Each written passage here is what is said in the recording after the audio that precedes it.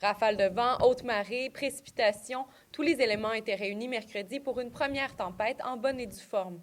Certains secteurs comme la baie des Chaleurs ont été pratiquement épargnés. C'est du côté nord de la Gaspésie que la tempête a frappé le plus violemment.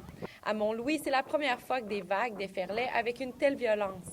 Même chose à Sainte-Anne-des-Monts, où des tronçons de route ont été inondés et où la circulation est devenue impossible par endroits.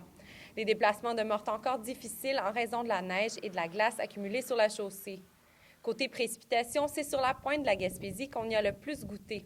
Une vingtaine de centimètres dans le Grand Gaspé et l'Estran et 30 centimètres à Murdochville. La neige mêlée à de forts vents a plongé tout le secteur dans la poudrerie dès le matin.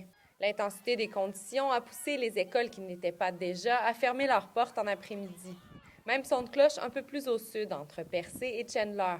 Une dizaine de centimètres de neige, mais surtout de fortes rafales atteignant 91 km à l'heure. Les vents soufflaient par contre du nord et ont donc donné un peu de répit à la promenade qui avait eu sa dose de déferlement lundi.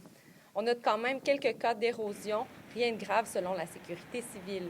La péninsule acadienne a également été plongée dans un blizzard presque toute la journée. On rapporte entre 11 et 15 centimètres de neige dépendamment des secteurs. La mer agitée a fait craindre le pire aux autorités qui ont averti certains résidents le long de la côte. Le beau temps est de retour partout sur le territoire, mais il faut déjà s'attendre à de nouvelles précipitations au cours des prochains jours.